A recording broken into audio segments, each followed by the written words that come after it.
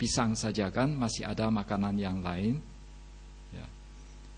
Dan pada saat itu di Kosambi, para umat awam, para upasaka upasika berkumpul dan membicarakan tentang pertengkaran yang terjadi di antara para biku.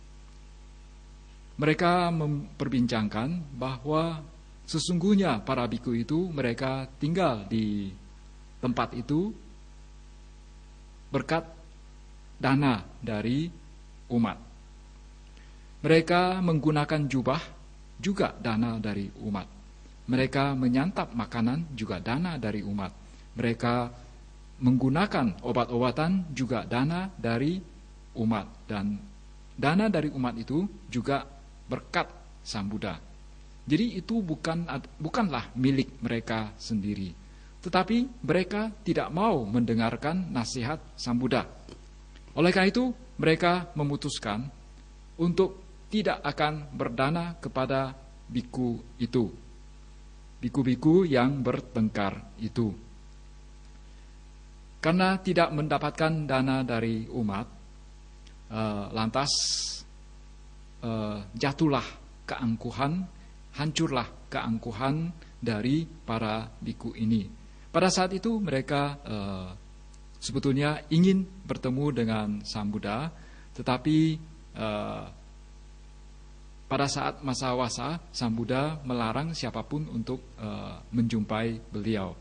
Jadi baru setelah selesai wasa, ketika Sang Buddha berkunjung ke kota Sawathi, berada di Jetawana, barulah mereka mempunyai kesempatan untuk bertemu dengan Sang Buddha dan minta maaf kepada beliau. Dalam hal ini, saya ingin menceritakan satu kisah yang berhubungan dengan Anuruddha.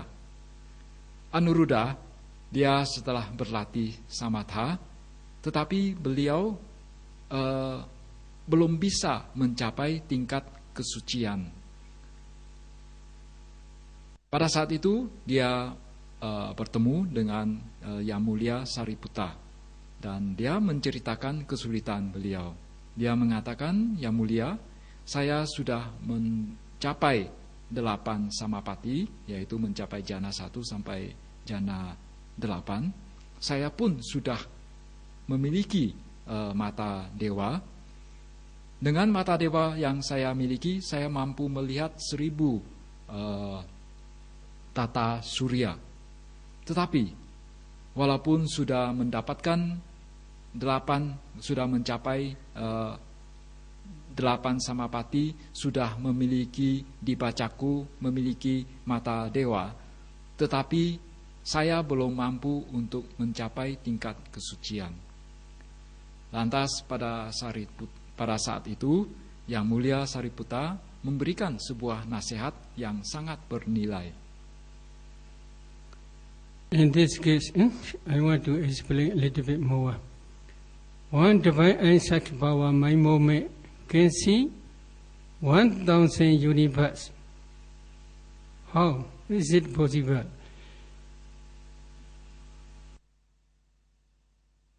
He re-established his concentration systematically in a day divine Isaac power. The nature of divine Isaac power, my moment, rises only once. After that, there are many reflecting knowledges. These reflecting knowledges are mundane wholesome dhammas, mahakusala citas, especially associated with jnana knowledge. That reflecting knowledge can reflect 1,000 world cycles. It is not necessary to re-establish again the divine Isaac power mind moment. In this way, he can see 1,000 universe with one divine Isaac mind moment.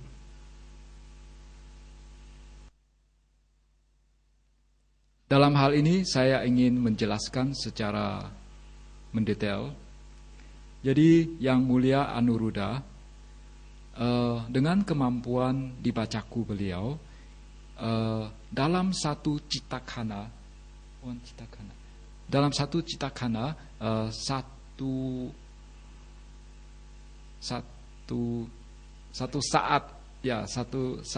saat batin, satu momen batin, dia mampu langsung melihat 1000 tata surya. Jadi pada saat beliau sudah kembali, beliau membangun secara sistematis konsentrasinya, sehingga dengan after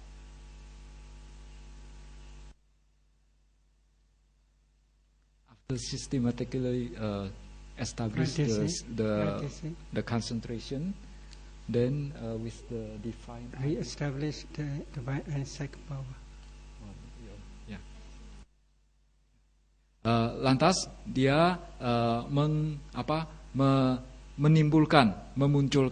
kemampuan mata dewa, dan dengan banyak pengetahuan perenungan atau reflecting knowledge, atau refleksi, dengan banyak pengetahuan refleksi yang merupakan Lokiya Mahakusala Citta, dengan Mahakusala Citta yang bersifat duniawi.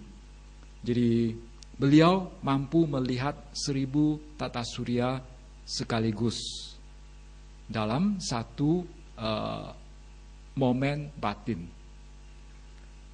In this case, if divine and psychic power one mind moment produce the light of wisdom up to the 1000 universe, very powerful. Under the light, he reflects different objects by his reflecting knowledge.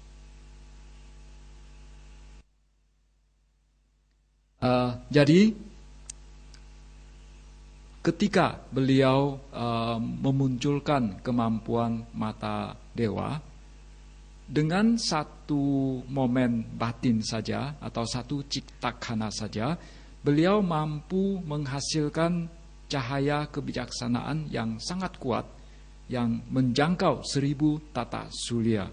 Dan dengan cepat pula, dalam satu citakhana atau dalam satu momen batin, beliau langsung melihat sekaligus banyak objek. Jadi dia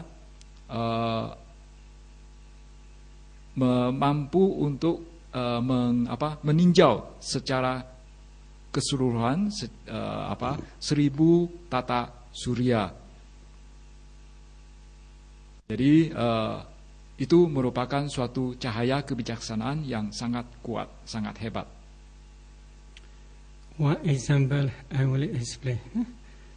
When he reflects, he understands such and such person passed away and reborn in such and such place because of such and such wholesome karma, or because of such and such unwholesome karma. In this way, he can reflect easily.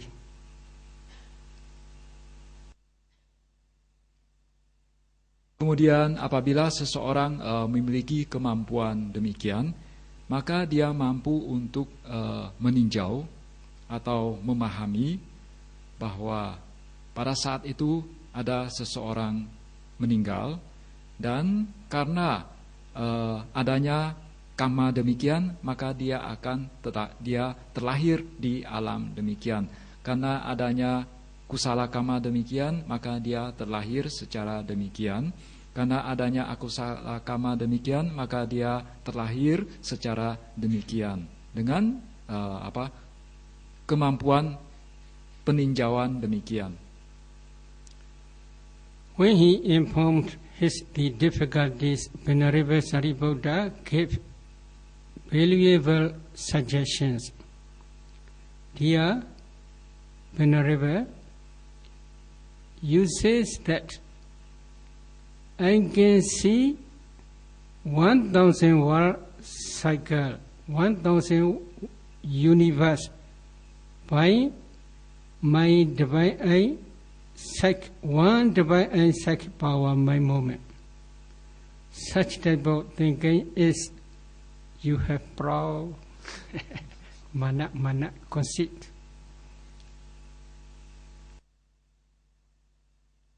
Jadi lantas setelah Yang Mulia Anuruddha mengetengahkan, mengemukakan kesulitan yang dihadapi beliau, yaitu walaupun sudah mencapai tingkatan yang hebat, tetapi belum mencapai tingkat kesucian. Lantas Yang Mulia Sariputta memberikan suatu nasihat yang sangat bernilai. Yang Mulia Sariputta mengatakan, Anda mengatakan Anda mampu melihat 1000 tata surya dalam satu momen batin saja dengan kemampuan dibacaku Anda, dengan kemampuan mata dewa Anda. Anda mengatakan demikian, berarti Anda masih memiliki keangkuhan atau mana atau kecongkakan yang tebal. In this retreat, some meditators also in the same way inform me, Bhante, I can concentrate more than 1 hour, but there's no nimitta. What is this? I can concentrate more than 1 hour. This is what? One type of hindrance, conceit, mana. So, but there is no nimitta. But I will explain later. Di dalam retret ini ada sejumlah meditator, sejumlah yogi. Mereka mengeluh ke saya, Bhante, saya mampu konsentrasi selama lebih dari 1 jam. Tetapi mengapa tidak muncul nimitta? Nah, yogi ini mengatakan, saya mampu konsentrasi lebih dari 1 jam. Ini juga sesungguhnya menunjukkan suatu bentuk dari keangkuhan, suatu bentuk dari mana. Jadi mengapa bisa tidak ada nimitta? Saya akan menjelaskan lebih lanjut. Then Venerable Sariputta suggests, although I have such type of concentration, I cannot attain any higher attainments, noble attainments. Such type of thinking is what do? Number 1 is restless. Number 2 is doubt.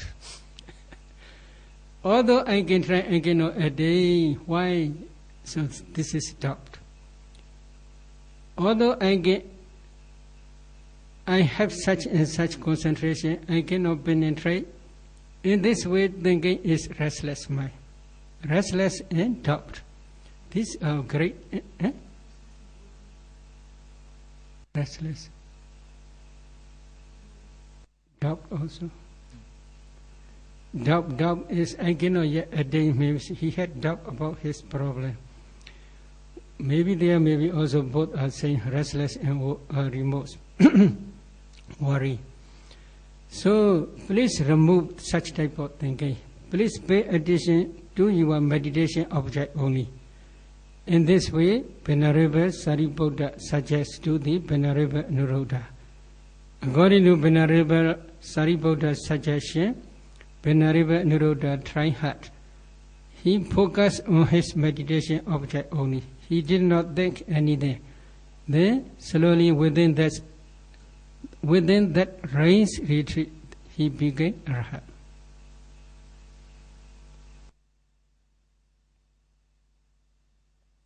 Jadi Yang Mulia Sariputta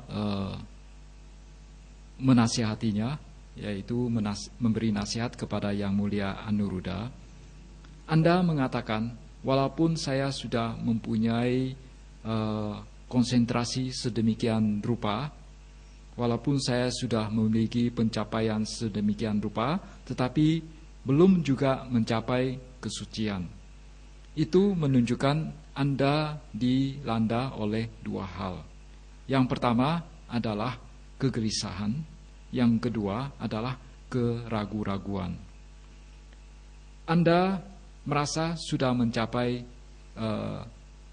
tingkatan konsentrasi sedemikian rupa, tetapi belum juga mencapai kesucian, dan itu membuat Anda menjadi gelisah. Kemudian Anda juga karena karena belum mencapai tingkat kesucian, lantas Anda juga menjadi ragu-ragu. Dan itulah dua hal yang melanda Anda. Jadi setelah mendengarkan nasihat dari Yang Mulia Sariputta, lantas Anuruddha dia berusaha untuk memperbaiki diri dengan hanya fokus pada meditasi objeknya. Hanya fokus pada objek meditasinya dan tidak memperhatikan yang lain-lainnya. Oleh karena itu, pada masa musim hujan yang dijalaninya pada saat itu, dia mencapai tingkat kesucian yang paling tinggi, yaitu arahat. In the same way, while you are meditating, while practicing Anapana, some meditators, they inform me, they can concentrate well, but they cannot see nimitta. Such type of thinking is restless and worry as well as doubt. Some meditators, they inform me, although they see nimitta, but nimitta is not yet stable. What is the reason? Behind their concentration, there are chattering minds. Because of this reason, they cannot concentrate when they see nimitta.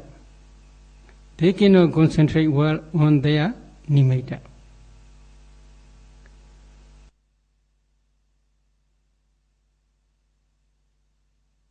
Demikian pula, ada sejumlah yogi yang berlatih anapanasati di sini.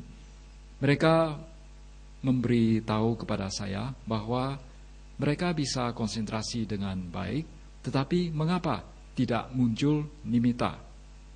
Dalam diri mereka lantas muncul pula kegelisahan dan keraguan-raguan.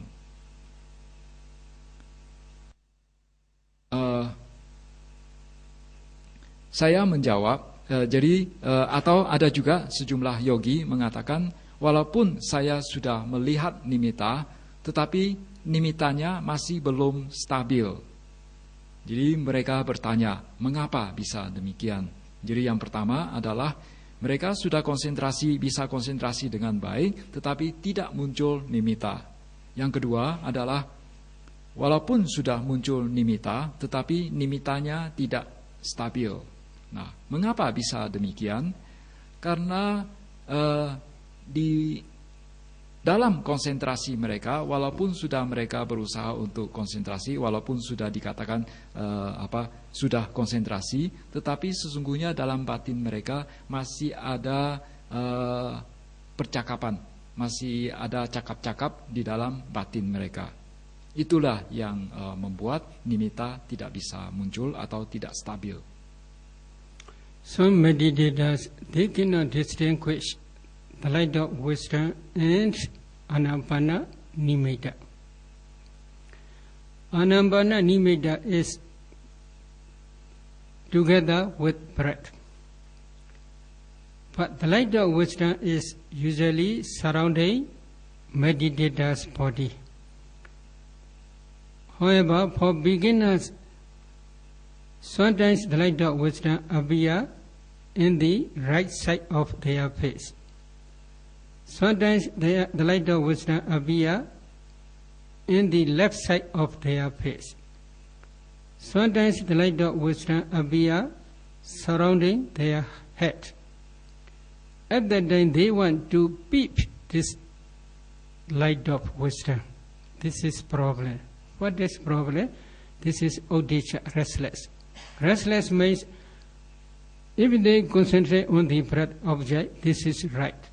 But if they do not concentrate from the breath object and they pay attention to the light of wisdom, then object change. This is called restless mind. This restless mind is one type of hindrance. Because of this reason, they cannot improve their concentration, their meditation.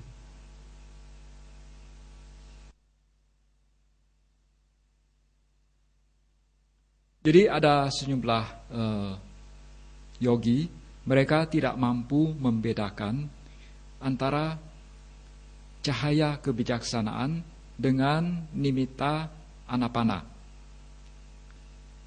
Jadi yang dimasukkan dengan nimitta anapana adalah bahwa nimitta tersebut harus muncul, harus berada bersamaan dengan napas, harus menyatu dengan napas. Sedangkan cahaya kebijaksanaan berada di sekeliling atau di seputar badan meditator. Bisa juga berada di seputar kepala, juga bisa berada di bagian kiri dari wajah yogi, atau bisa juga berada di sebelah kanan dari wajah yogi. Nah, mengapa nimitta belum bisa muncul? Karena pada saat cahaya kebijaksanaan muncul, sang yogi mengintip cahaya tersebut. Nah, mengintip cahaya kebijaksanaan yang berada di sekelilingnya itu merupakan sejenis kegelisahan. Jadi pada saat mereka sedang konsentrasi pada napas, lantas mereka mengintip cahaya kebijaksanaan, berarti objek meditasi mereka sudah berubah dari napas ke cahaya kebijaksanaan, dan itu merupakan bentuk lain dari kegelisahan, dan kegelisahan ini adalah rintangan batin. Oleh karena itu dengan demikian konsentrasi tidak bisa berkembang, konsentrasi tidak bisa meningkat. Some meditators, they have a lot of about nimitta. When we ask to them whether the breath and nimitta unify together or not, they cannot give right answer. Some meditators, they say they do not know exactly whether it is unified or not. So very difficult at that time. Very difficult means this is also one type of hindrance we call doubt, vicikiccha. They cannot decide. Because of this hindrance, they cannot maintain their concentration for a long time.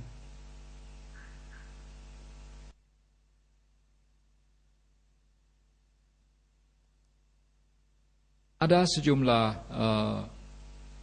yogi, meditator, mereka juga ragu-ragu terhadap nimitta yang mereka dapatkan.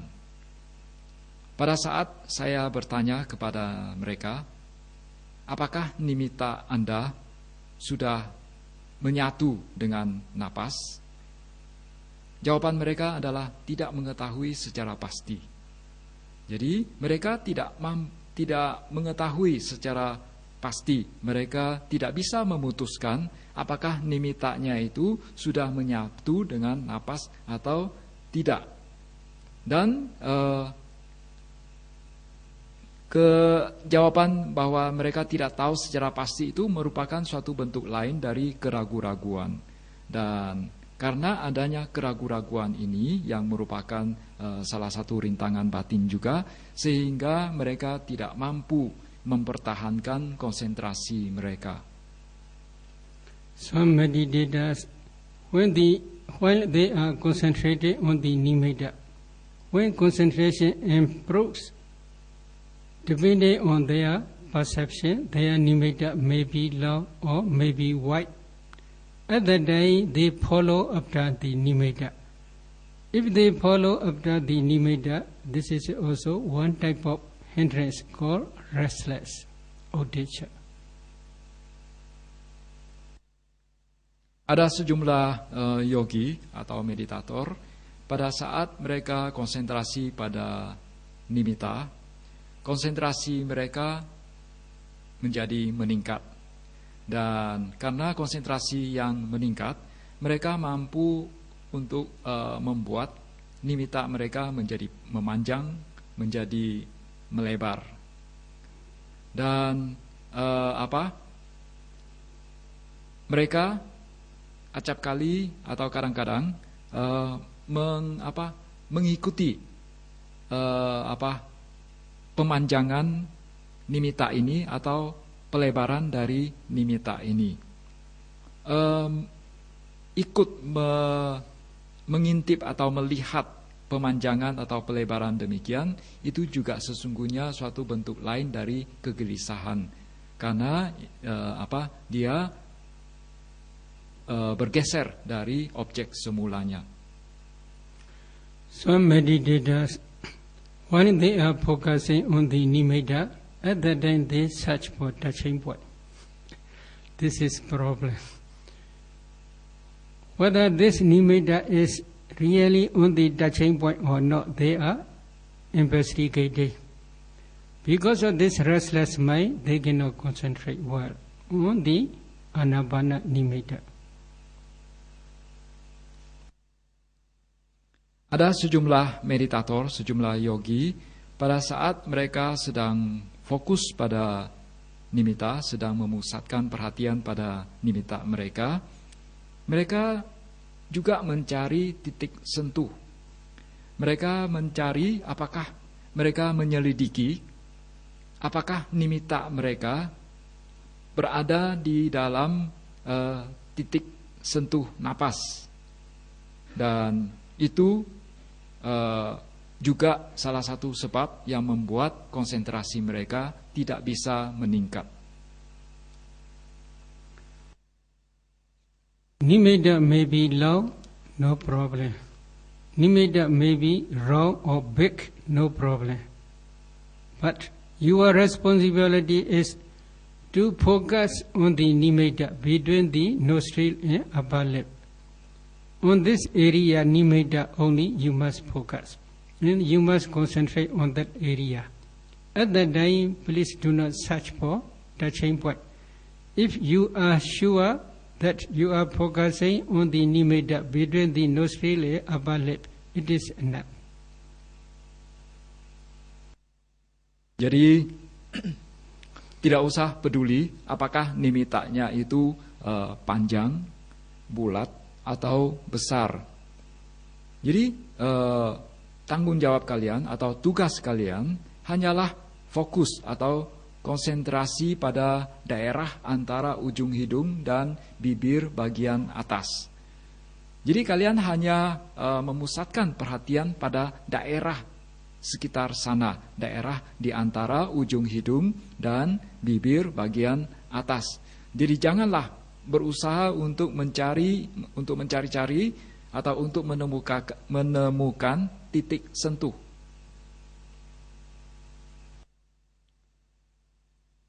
Some meditators, when their concentration becomes very deep, at that time they feel or they know only breath.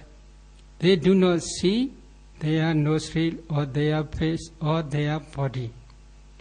They think in the open space there is only breath and mind. It is very good. At that time, when they focus on that breath object, breath will become nimitta. When the breath becomes nimitta, at that time they should focus on the nimitta. They should concentrate on the nimitta. At that time also they should not search for touching point.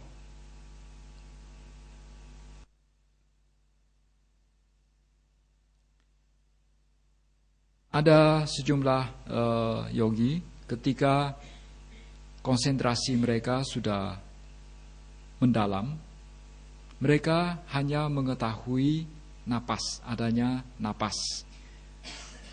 Mereka sudah tidak menyadari atau tidak mengetahui adanya badan, adanya wajah, adanya hidung lagi. Mereka merasa berada di suatu ruang angkasa, di mana ruang kosong, di mana hanya ada napas dan kesadaran, atau napas dan batin. Sesungguhnya keadaan demikian sangat baik. Jadi apabila mereka berusaha konsentrasi pada napas, maka napasnya akan berubah menjadi nimitta. Ketika sudah muncul nimitta, maka mereka seyogianya hanya konsentrasi pada nimittanya dan jangan lagi mencari-cari titik sentuh. Searching for touching point is one type of restless mind. This restless mind is one type of hindrance. Because of this hindrance, that meditator cannot attain jhana.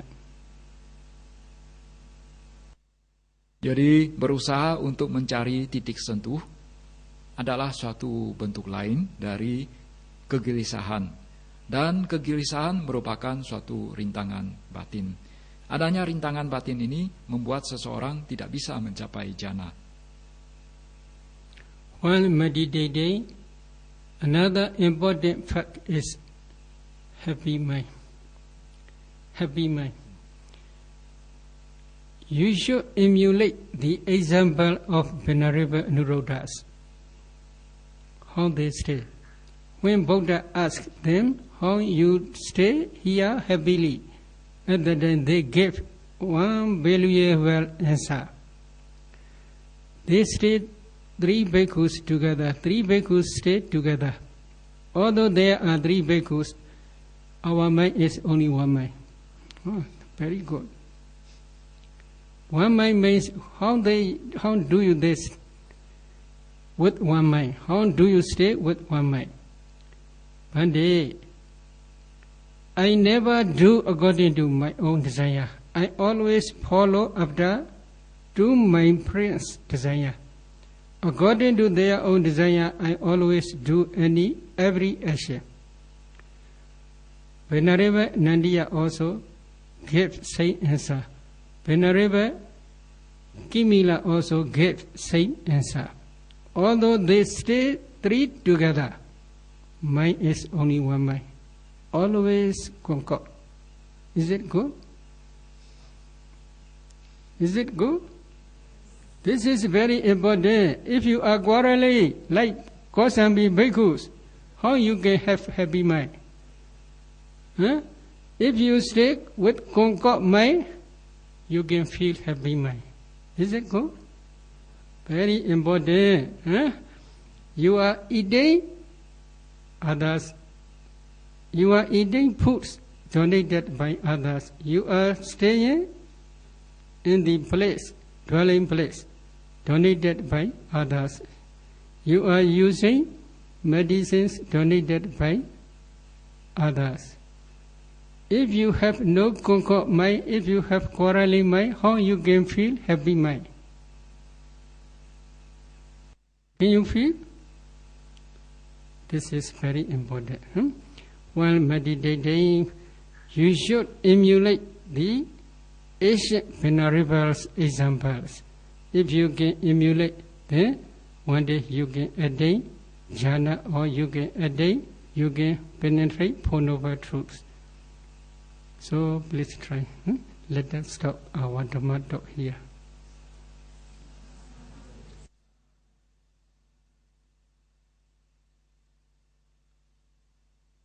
Pada saat sedang meditasi, kalian juga seyogianya memiliki batin yang senang, bahagia. Kalian seyogianya meniru teladan Anuruddha. Pada saat itu Anuruddha bertinggal bersama Yang Mulia Nandia dan Kimila dan dikunjungi Sang Buddha. Lantas Sang Buddha bertanya, apakah Anda hidup dengan bahagia di sini? Anda senang berdiam di sini? Lantas Yang Mulia Anuruddha memberikan suatu jawaban yang sangat bernilai. Kami bertiga di sini, kami 3 orang biku di sini, walaupun bikunya tiga, tetapi hanya memiliki 1 batin. Lantas Sang Buddha bertanya, bagaimana ini bisa terjadi? Lantas Anuruddha mengatakan bahwa saya tidak bertindak menurut kehendak saya. Saya bertindak menurut kehendak mereka. Apapun yang saya lakukan, saya menuruti keinginan mereka. Demikian pula jawaban dari Nandia. Nandia juga mengatakan, saya bertindak selalu mengikuti keinginan mereka. Saya tidak bertindak menuruti keinginan saya. Demikian pula jawaban dari Kimila. Jadi karena adanya hati yang sama ini, sehingga mereka bisa hidup rukun. Dan karena bisa hidup rukun, sehingga mereka bisa hidup dengan bahagia. Tidak seperti para biku yang berada di Kosambi. Karena tidak hidup rukun, sehingga bertengkar, akhirnya tidak bahagia. Dan kita di sini ya makan diberi oleh orang lain. Tinggal sudah disediakan oleh pihak lain. Kita menggunakan obat-obatan juga didanakan oleh pihak lain. Oleh karena itu kita siogianya di sini bisa siogianya hidup rukun dan tidak bertengkar. Ini sangat penting. Dan kita seyogianya meniru teladan dari ketiga biku di atas, yaitu kita seyogianya meniru teladan dari Yang Mulia Anuruddha, Yang Mulia Kimila, dan Yang Mulia Nandia. Sehingga akhirnya nanti kita bisa mencapai jana, bisa menembusi keempat kebenaran Arya.